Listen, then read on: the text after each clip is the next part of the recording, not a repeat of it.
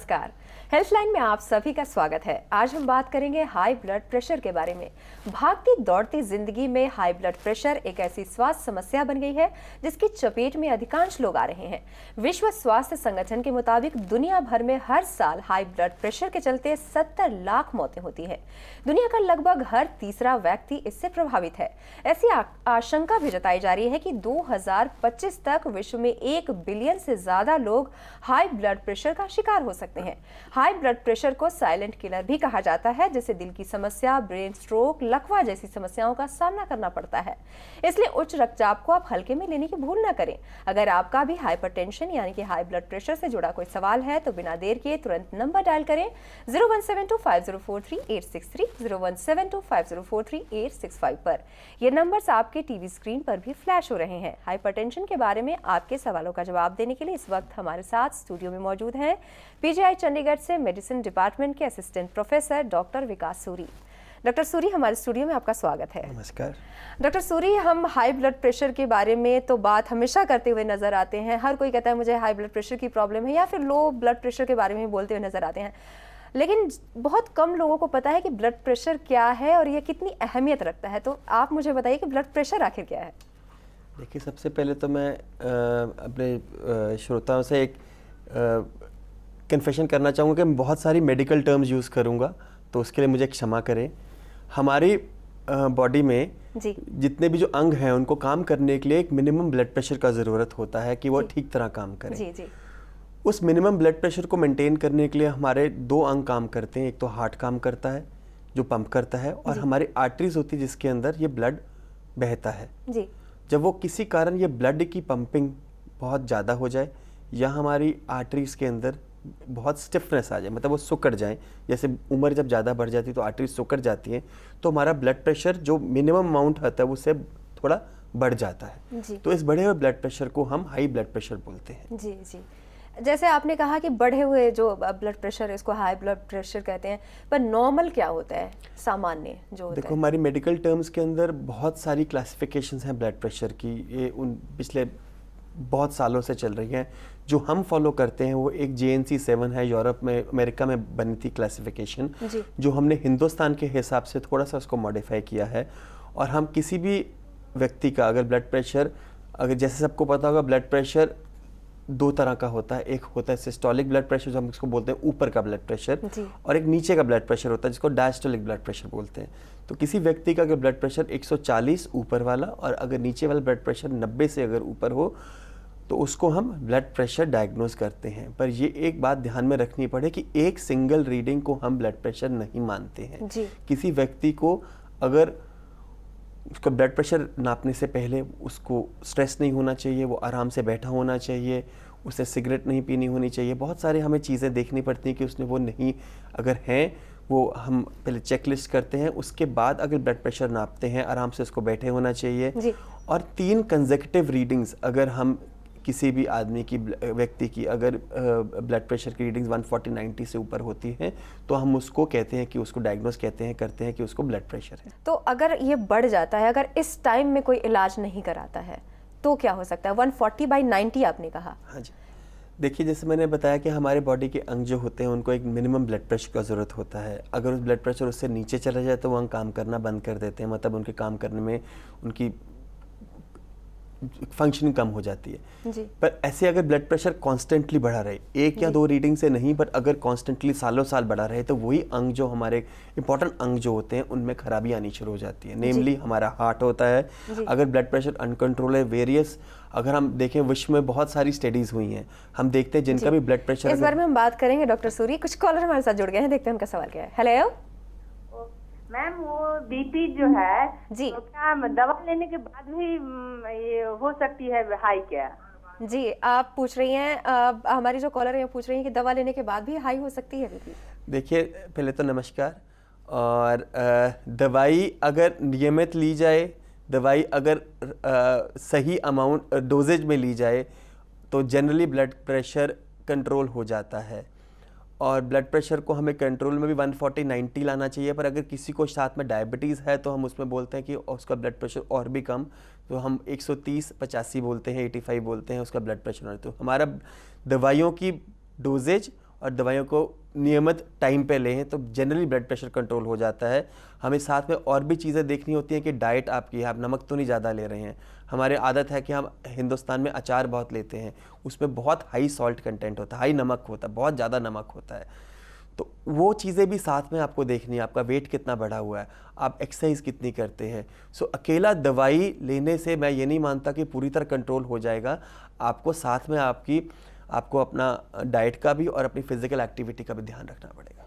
जी, आपका कॉल करने के लिए धन्यवाद। डॉक्टर, हम बात कर रहे थे कि अगर किसी को 140/90 हो जाता है ब्लड प्रेशर, उसका बढ़ जाता है, हाई ब्लड प्रेशर हो जाता है, जब आप कहते हैं कि आपको हाई बीपी है, तो अगर वो इलाज नहीं कराता है तो उससे क्या हो सकता है? और आपने कुछ बता भी दिया था कि इससे क्या हो सकता है। देखिए, मैंने जैसे पहले बताया था कि हमारे 3-4 अंग होते हैं, जैसे हार्ट है जी। और वेरियस स्टडीज़ हुई हैं जिसमें बताया कि ब्लड प्रेशर अगर बढ़ता है तो हमारे हार्ट पे असर पड़ता है, और हार्ट में असर हमारा हार्ट फेल हो सकता है।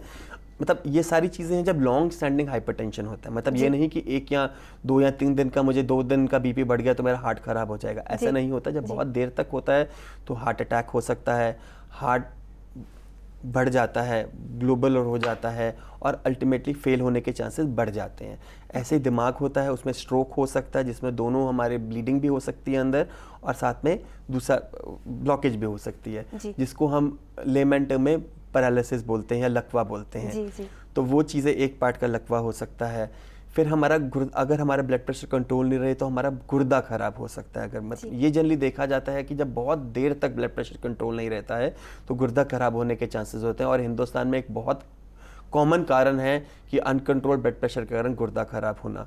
हमारी आंखों पे भी ब्लड प्रेशर का असर पड़ता है, और आपने देखा होगा कि बहुत सारे आंखें भी खराब ब्लड ना कंट्रोल होने के कारण, आंखों की रोशनी चली जाती है। आंखें की रोशनी के बहुत सारे कारण है, ब्लड प्रेशर एक कारण है जिसके कारण आंखें भी खराब हो सकती हैं। जी। आपने तो बताया कि अगर ट्रीटमेंट नहीं कराया जाएगा हाइपरटेंशन का या हाई ब्लड प्रेशर का सही समय पर, तो ये इस तरह की समस्याएं देखने को मिल सकती है। पर किसी इंसान को कैसे पता चलेगा? क्योंकि शुरुआती तौर में कुछ सिम्टम्स आते होंगे, कई बार कहते हैं कि इसको साइलेंट किलर भी कहते हैं, पर शुरुआती दौर में उसके कुछ सिम्टम्स नजर आते हैं। देखिए, आपने बिल्कुल ठीक बोला, इसको साइलेंट किलर बोलते हैं। और लक्षण इसके होते हैं बहुत नॉन स्पेसिफिक लक्षण होते हैं। जैसे किसी को सिर दर्द होना, आमतौर पे आदमी कहता है कि चलो मेरे को थोड़ा सा सिर दर्द ऐसे हो गया, दवाई खा ली ठीक हो गया।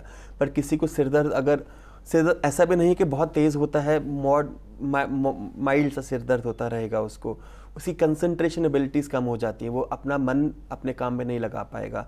कई लोगों को बॉडी एक शुरू हो जाती हैं, कई लोगों को फिर जैसे मैंने बताया अगर अंग फेल होने शुरू हो जाते हैं तो कई लोग हमारे पास जैसे हार्ट अटैक के साथ आते हैं तो उनको तब पाया जाता है कि उनको ब्लड प्रेशर है। किसी को गुर्दा फर्स्ट टाइम खराब हो जाता है तब उसको पाया जाता है कि ब्लड प्रेशर है। बिकॉज हमारे हिंदुस्तान में हम नियमित अपने आप को चेक नहीं करवाते। इस बारे में भी हम बात करेंगे डॉक्टर सूरी कि कब सही समय है डॉक्टर के पास जाने का। कुछ कॉलर हमारे साथ जुड़ गए हैं, देखते हैं उनका सवाल क्या है। हेलो। हाँ जी, आप अपना नाम बताइए, आप कहाँ से बोल रहे हैं? पंजाब से बोल रहे हैं, सुखविंदर सिंह जी। जी सुखविंदर सिंह जी, आप अपना सवाल पूछे डॉक्टर सूरी से। मैं डॉक्टर से सवाल पूछना चाहता हूँ, मेरा ब्लड कई बार बढ़ जाता है और साथ में लेफ्ट अपनी छाती में थोड़ा सा दर्द रहता है ऊपर के हिस्से पर।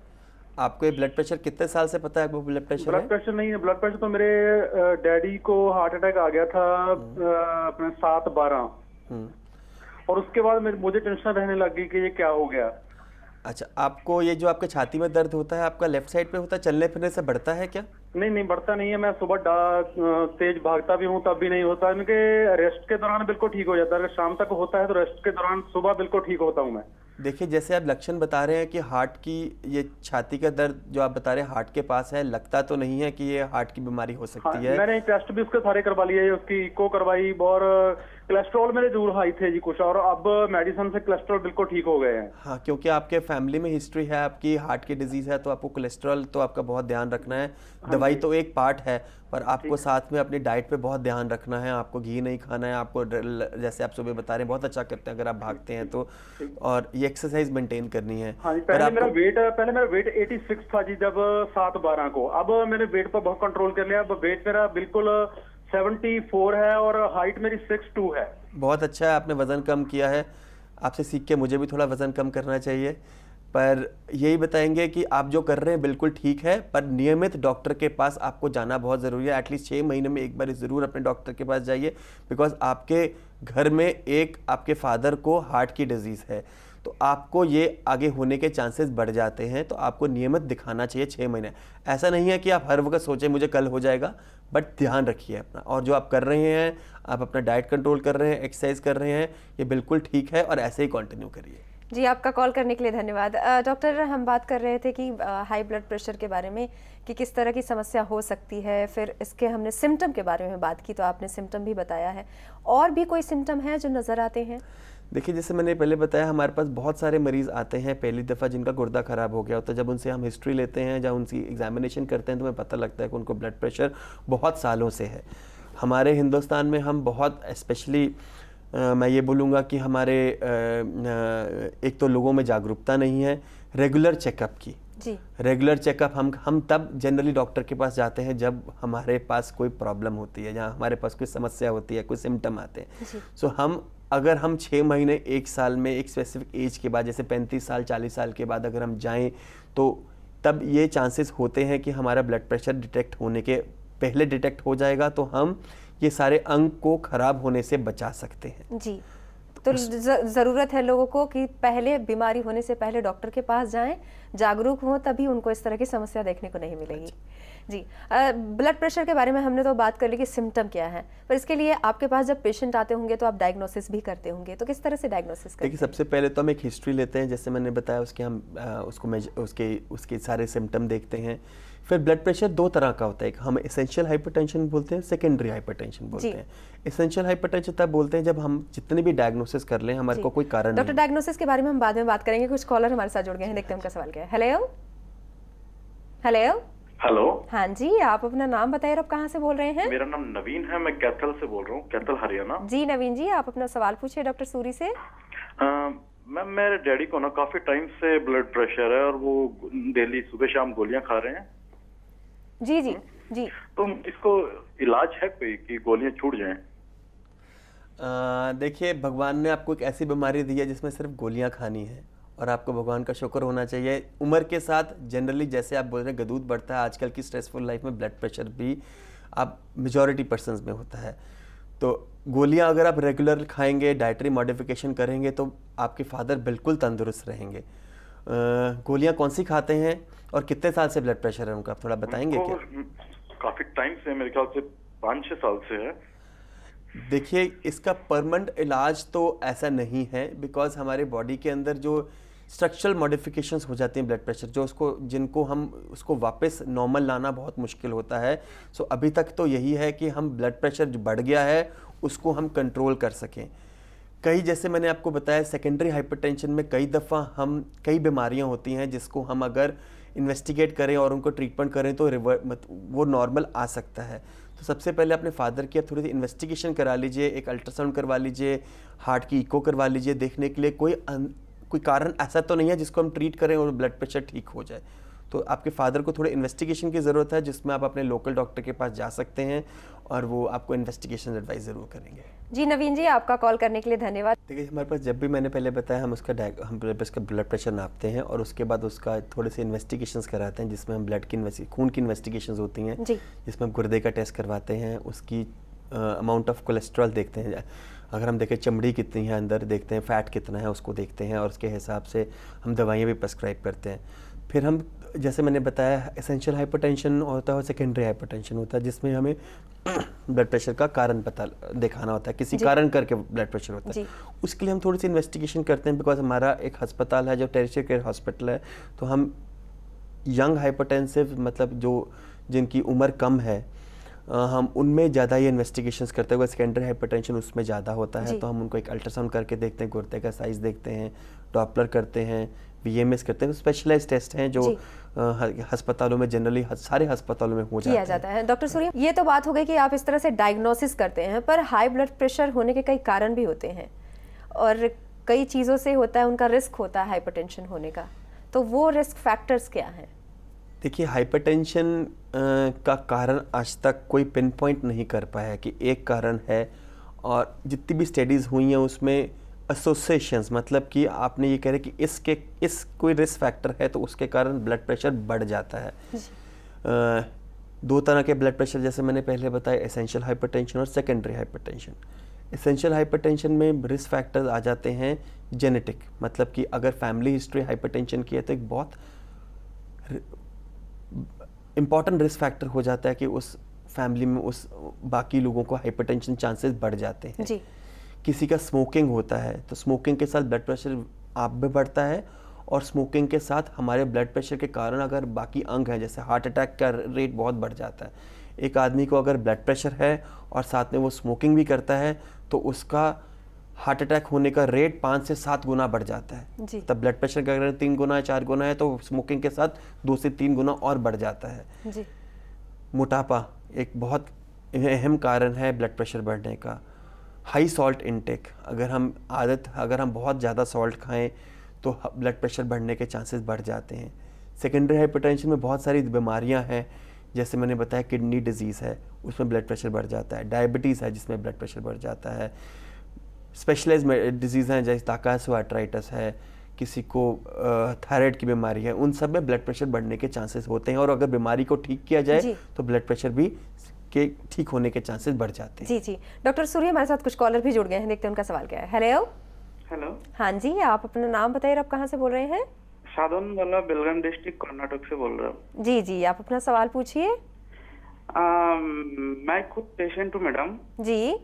मेरा उम्र 30 साल है जी। 2 साल से मेरा प्रेशर ज्यादा है जी। तो इसके ऊपर मैं टेबलेट भी ले रहा है जी। मेटाशर्टन जी। 25। दोस्त जैसे आपने बताया 2 साल है, आपकी उम्र 30 साल है, आपको थोड़ी इन्वेस्टिगेशन का ज़रूरत है। आपने किसी डॉक्टर से संपर्क किया है कि आपके डॉक्टर ने कोई इन्वेस्टिगेशन कराई है आपकी क्या? हाँ किया है सर। अल्ट्रासाउंड किया आपका, और एक वीएम, एक 24 घंटे का पेशाब का टेस्ट होता है जिसको वीएमए बोलते हैं, वो ज़रूर 2 टेस्ट करवाइए। हाँ सर वो भी किया है मैंने, सब कुछ किया, इको वगैरह सब कुछ किया। वो सब नॉर्मल है आपका? हाँ नॉर्मल है, हार्ट थोड़ा 20% बड़ा हो गया बोल रहे हैं। वो ब्लड प्रेशर के कारण बढ़ सकता है, उसको आप 6 महीने के बाद दोबारा इको कराइए। अगर ब्लड प्रेशर कंट्रोल अच्छा रखेंगे तो चांस है कि वो कि आपका हार्ट भी है वो, मैं बिल्कुल नॉर्मल तो नहीं आए पर थोड़ा सा इम्प्रूवमेंट ज़रूर होगा। पर ये इन्वेस्टिगेशंस मैं आपको ये एडवाइस करूंगा कि जैसे अभी आपने करवाई है इसको 6 महीने साल के बाद रिपीट कराइए। कभी कभी बीमारी इवॉल्व करती है तो पहले वो बीमारी हमें मिलती नहीं है, तो उसको रिपीट इन्वेस्टिगेशन 6 साल अपने डॉक्टर के साथ संपर्क ज़रूर रखिए, और उसको और ये अगर वो दोबारा इन्वेस्टिगेशन आपको एडवाइस करता है तो ज़रूर करवाइए। डॉक्टर सूर्य एक और कॉलर है, देखते हैं उनका सवाल क्या है। हेलो। हेलो। हाँ। मैं ऑस्ट्रेलिया से बोल रहा हूँ, जतिंदर सिंह। जी जी। एक्चुअली पूछना चाहता हूँ कि हमारी डाइट कैसी होनी चाहिए जिससे हमें ये हाई ब्लड प्रेशर से बचाव मिले, जी किसी को ना हो। जी। देखिए बहुत अच्छा सवाल है। ब्लड प्रेशर की ट्रीटमेंट में एक तो दवाइयाँ होती हैं और एक डाइट का बहुत बहुत बहुत अहम रोल होता है। डाइट जनरली रिकमेंडेड होती है कि आपने, सबसे इम्पोर्टेंट डाइट में होता है हमारा नमक क्वांटिटी कितनी है। लेमैन टर्म में मैं ये बोलूँगा कि आप जितना सब्जी में नमक डालते हैं वही डालिए, लूज सॉल्ट नहीं लीजिए। जनरली रिकमेंडेड है 3 to 5 ग्राम्स या 1 टेबल स्पून ऑफ अगर आप सॉल्ट दिन में लेते हैं, सब चीज़ों में तो एडिक्वेट होता है। सर्टन कंडीशन सेकेंडरी कॉजेज होते हैं ब्लड प्रेशर जिसमें हम सॉल्ट और भी कम बोलते हैं, बट जनरली रिकमेंडेड ये है कि आप अपना जितना नॉर्मल सॉल्ट लेते हैं वही लीजिए, लूज सॉल्ट नहीं लीजिए। ग्रीन लीफी वेजिटेबल्स लीजिए। अल्कोहल रिकमेंडेड है, बहुत कॉमन सवाल होता है कि मैं अल्कोहल ले सकता हूँ कि नहीं ले सकता हूँ, तो रिकमेंडेड ये है कि हफ्ते में 1 या 2 दिन या 2 से 3 दिन ओनली 1 ड्रिंक इज़ अलाउड। उससे पर वो उसको मेंटेन करना मुश्किल होता है, तो ये रिकमेंडेशंस हैं। साथ में तला चीज़ें बहुत कम करनी है। तो ये डाइट मॉडिफिकेशन के साथ फिज़िकल एक्टिविटी भी बहुत इम्पॉर्टेंट है। फिजिकली एक्टिविटी की रिकमेंडेशन है कि हफ्ते में एटलीस्ट 3 से 4 दिन या 5 दिन आपको एटलीस्ट 2 से 3 किलोमीटर, जो 1 किलोमीटर 10 से 12 मिनट में आपको चलना है या भागना है। डॉक्टर सूर्य हमारे साथ कुछ कॉलर भी जुड़े हुए हैं, देखते हैं उनका सवाल क्या है। हेलो। हेलो। हाँ जी, आप अपना नाम बताइए, आप कहाँ से बोल रही हैं? हम हिमाचल प्रदेश डलहौजी से बोल रहे हैं। जी, आप अपना सवाल पूछिए डॉक्टर सूर्य से। सर मेरी मदर जो है ना, उनका ना बीपी था ना 190 और 90, नीचे का 90 है ना। हेलो। हाँ जी। तो उसके बाद जी वो तो ठीक हो गया ना, पर उसके बाद उनको जो है छाती में और पूरे पेट में ना पूरी जलन ही जलन है, जिसके कारण उनको ना कमजोरी बहुत हो गई है। उनकी उम्र कितनी है जी? सर उनकी उम्र तो है 75 है। देखिए 190 और 90 तो बीपी बहुत ज़्यादा है, तो आपको और या जैसे छाती में दर्द बोल रहे हैं तो आपको अपने डॉक्टर के पास जाके ईसीजी ज़रूर करानी चाहिए, और साथ में उनको पूछना चाहिए कि अगर ईसीजी नॉर्मल है तो एक इको ज़रूर कराएं, और ये थोड़ा हार्ट का चेकअप ज़रूर कराएं। अगर वो नॉर्मल आता है तो एसिडिटी के कारण हो सकता है, क्योंकि ब्लड प्रेशर में कभी कभी, बिकॉज मोटापा तो नहीं है उनको, वज़न कितना है उनका, वज़न कितना है उनका? अच्छा सर, मैं टीवी में सुनती हूँ, ऐसा है ना हाँ जी, कि उनका ना पहले बीपी कभी भी नहीं हुआ ना। नहीं वही मैं बता रहा हूँ, जैसे उम्र बढ़ती है क्योंकि हमारी आर्टरीज की जो जिसमें खून बहता है वो थोड़ी सुगड़ जाती हैं, तो ब्लड प्रेशर चांसेस बढ़ जाते हैं उम्र के साथ। तो उसमें 190-90 थोड़ा बढ़ा हुआ है, इनको ब्लड प्रेशर की दवाइयों की ज़रूरत है, और ठीक हो जाना चाहिए अगर आप ब्लड प्रेशर की दवाइयाँ लेंगे तो। जी, आपका कॉल करने के लिए धन्यवाद। डॉक्टर, गर्भवती महिलाएं हैं, उनमें भी हाई बीपी की समस्या देखने को मिलती है। अगर उनको ये समस्या हो जाए तो उन्हें क्या करना चाहिए? क्या बच्चे पर भी इसका असर पड़ता है? देखिए, ब्लड प्रेशर गर्भवती महिलाओं के अंदर एक बहुत अहम टॉपिक है, जिसको एक तो पहले डायग्नोस होना बहुत ज़रूरी है, बिकॉज अगर blood pressure, high blood pressure pregnancy में होता है तो बच्चे पे डेफिनेट असर पड़ता है और माँ पे भी असर पड़ता है जी। बहुत सारी, अगर ब्लड प्रेशर अनकंट्रोल होता है तो गर्भवती महिला एक्लेम्सिया में जा सकती है, जो लाइफ थ्रेटनिंग भी हो सकता है जी। बच्चे जिन मदर्स के बच्चे अनकंट्रोल ब्लड प्रेशर पे होते हैं, वो जनरली छोटे होते हैं, उनको इन्फेक्शन होने का चांस ज़्यादा होता है जी। और उनकी सडन डेथ्स भी नोन होती हैं जी। तो इसलिए आपको बहुत कई दफ़ा बीच में बच्चा गिरने का चांस भी बढ़ जाता है जी। सो ब्लड प्रेशर कंट्रोल गर्भवती महिलाओं में बहुत इंपॉर्टेंट है। दवाइयाँ उनकी बिल्कुल डिफरेंट हैं। दवाइयाँ आप जो नॉर्मल हम नॉन प्रेग्नेंट फीमेल्स में यूज़ करते हैं वो उनमें यूज़ नहीं कर सकते, बिकॉज बहुत सारी ब्लड प्रेशर की दवाइयाँ जो कंट्रोल करने वाली दवाइयाँ हैं वो बच्चे पे भी असर करती है, तो उनमें दवाइयाँ जो हैं वो डिफरेंट है और उनको डॉक्टर की सलाह और कांस्टेंट फॉलोअप की बहुत ज़रूरी है। जी, ये तो आपने कहा कि किस तरह से उनको अपना ध्यान रखना चाहिए और फॉलोअप की भी ज़रूरत है। इसके अलावा छोटे बच्चों में भी इस तरह की समस्या देखने को मिलती है। छोटे बच्चों में आजकल बिकॉज हम आईपैड्स का ज़माना है, पॉड्स का ज़माना है, हमारे खेलने के दिन वो ख़त्म हो गए हैं, हमारी सेडेंट्री लाइफस्टाइल, टीवी और चिप्स की ये नया दौर है। इसमें बच्चों में, एडोलेसेंट्स में, स्पेशली बच्चों में जिनकी उम्र राउंड अबाउट 10-11 साल है, उनमें ओबेसिटी बहुत बढ़ गई है और एक बहुत अहम कारण है कि वो उनका ब्लड प्रेशर बढ़ जाता है। और इस नन्ही उम्र में अगर ब्लड प्रेशर बढ़ जाता है तो आप मान के चलिए अगर कंट्रोल नहीं होगा तो सारे अंग जैसे गुर्दा, हार्ट, उनको जल्दी ख़राब होना उनका शुरू हो जाएगा। तो अर्ली डायग्नोसिस, सबसे पहले तो लाइफस्टाइल मॉडिफिकेशन, ये चिप्स विप्स बंद करने चाहिए, बिकॉज चिप्स में एक तो फैट होता है और बहुत ज़्यादा सॉल्ट होता है जी। तो ये चीज़ें तो आपको बहुत अवॉइड करनी चाहिए, स्पेशली इन चिल्ड्रन। जी, बच्चे आजकल जंक फूड भी बहुत ज़्यादा खाते हैं, घर का खाना उन्हें पसंद नहीं आता, तो इस तरह की भी समस्या। बिल्कुल जी, बर्गर्स में तो बहुत हाई सॉल्ट कंटेंट होता है, कोक के अंदर बहुत हाई सॉल्ट कंटेंट होता है, तो ये चीज़ें तो जनरली अवॉइड करनी चाहिए। जी, डॉक्टर सूरी, आप हमारे स्टूडियो में आए, हाई ब्लड प्रेशर के बारे में बातचीत की, आपका बहुत बहुत धन्यवाद। धन्यवाद जी। तो ये था हाइपरटेंशन और हाई ब्लड प्रेशर से संबंधित आज का हमारा हेल्थलाइन कार्यक्रम। उम्मीद है कि आपने आज के इस कार्यक्रम को ध्यान से सुना और देखा होगा, और डॉक्टर सूरी के द्वारा दिए गए सुझाव को अब आप अपने ध्यान में रखेंगे, तभी आप स्वस्थ रह पाएंगे। तो कैसा लगा आज का हमारा हेल्थलाइन कार्यक्रम? हमें जरूर लिखें। हमसे संपर्क करने के लिए हमारा ईमेल ID नोट करें, healthline@daynightnews.com। फिलहाल हेल्थलाइन में बस इतना ही। नमस्कार। खबरों की दुनिया में आइए, हमारे साथ कहीं भी और कभी भी जुड़िए। हम मिलेंगे फेसबुक पर, हम दिखेंगे यूट्यूब पर, हमें फॉलो कीजिए ट्विटर पर। खबरों के साथ बने रहिए रात दिन।